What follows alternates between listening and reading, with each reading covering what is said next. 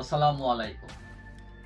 দেশ বিদেশ টিভি থেকে হুসেন বলছি। আমার চ্যানেলে সবাইকে স্বাগত। 5 আগস্টের পর আওয়ামী লীগ কেউ জেলে, কেউ বিদেশে, কেউ আত্মগোপনে, এবং দিন দিন আওয়ামী লীগকে কোণঠাসা করছে সরকার, বিভিন্ন বিরোধী পক্ষ।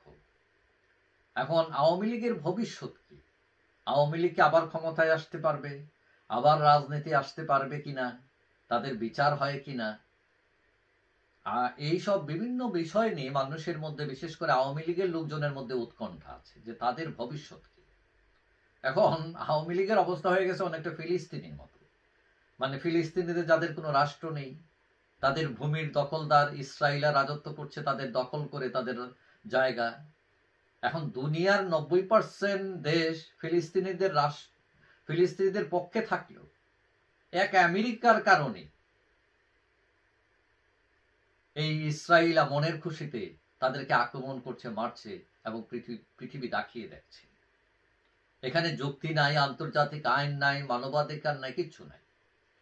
এখন আওয়ামী লীগের অবস্থা হয়ে গেছে সেরকম কিছুটা প্যালেস্টাইনের মতো। মানে যারা পায়ে ধরে, মানে ওই যা, মানে অবস্থাটা এরকম আওয়ামী লীগের, যে যে যেখানে যায় পায় তাকে ধরে মারে, হ্যাঁ, জেলে ঢুকায়, রিমান্ডে যায়, নেয়। মানে যারা মব জাস্টিস করছে তাদের কোনো বিচার হয় না। অনেকটা ওই গাজার মতো অবস্থা আওয়ামী লীগের। এখন কথা হচ্ছে, আওয়ামী লীগ যে একেবারে দোষ নাই তাও কিন্তু না। আওয়ামী লীগ ফেরেস্তা না, তবে আওয়ামী লীগের সবাই তো দোষ করে নাই। এই জিনিসটা অনেকেই বুঝতেছে। এবং সবচেয়ে বড় সমস্যা আওয়ামী লীগের হচ্ছে, আওয়ামী লীগের সমস্যা আওয়ামী লীগ বিগত 15 বছরে হাইব্রিড শাসন, হাইব্রিড ক্ষমতায় ছিল আওয়ামী লীগের। শেখ পরিবার হয়ে উঠেছিল রাজ পরিবার, আর বাকি সবাই হয়ে গেল প্রজা। তেলবাজরা হয়ে উঠল ক্ষমতাধর। যারা শিক্ষিত ছিলেন দলের ভিতর, মার্জিত ব্যক্তিত্ববান, যারা নেতা নেত্রীর পাও ধরতে পারেন না মান সম্মানের ভরে, তারা দলে খুব একটা টিকতে পারেন না। এবং দলের নেতৃত্বে চলে গেল কারা? ওই সুবিধাভোগীরা। এখন পাড়ার বড় মাস্তান যদি, পাড়ার বড় টাঙ্কিবাজ যদি নেতা হয়ে যায়, ইয়াবা ব্যবসায়ী যদি হয়ে যায় আইন প্রণেতা, তাহলে যে দল তাদেরকে নেতৃত্ব তুলে দিল সেই ব্রিফকেসওয়ালাদের হাতে, তার ভবিষ্যৎ কি হবে? স্বাভাবিক, ভবিষ্যৎ অন্ধকার হবে। এটা সোজা কথা, এবং তাই হয়েছে। এখন আওয়ামী লীগ অন্ধকারে সাঁতরাইতেছে।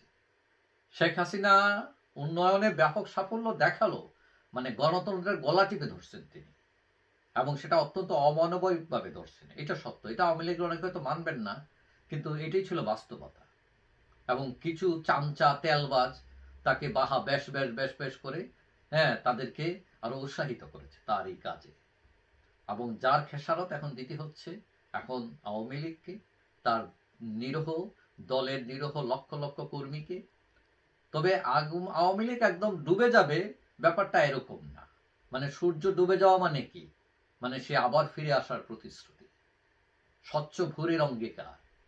আওয়ামী লীগ ফিরে আসবে ভোরের মতোই, এটাও লিখে রাখেন। আওয়ামী লীগ জাগবে 100% ঠিক, মানে সত্য। তবে শেখ হাসিনা ফিরবেন কিনা তার সম্ভাবনা ফেরার খুবই ক্ষীণ।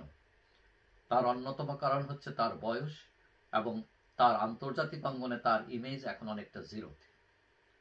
এখন যদি সেনাবাহিনীর দয়া হয়, এবং যদি বাংলাদেশে কোনো ধরনের কু হয়, তাহলে, এবং সেই পক্ষ যদি হয় আওয়ামী লীগ পক্ষ, তাহলে আওয়ামী লীগের সহজে ফেরার পথ হয়তো আছে, না হলে সহজ কোনো পথ নাই।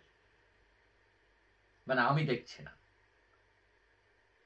এখন যারা মাঠের খেলোয়াড় আছেন এখন, তারা যদি টেনে টুনে আরো 5 বছর পার করে দিতে পারেন, তাহলে শেখ হাসিনার ফেরার সম্ভাবনা লেস দেন 1% হয়ে যাবে। তবে ইতোমধ্যে আওয়ামী লীগের নতুন নেতৃত্ব জাগবে না কথাটা সেরকম নয়। আবার নতুন নেতৃত্ব জাগতে পারে, কারণ কোনো কিছুই কারোর জন্য অপেক্ষা করে না, থেমে থাকে না। নাকি থাকে?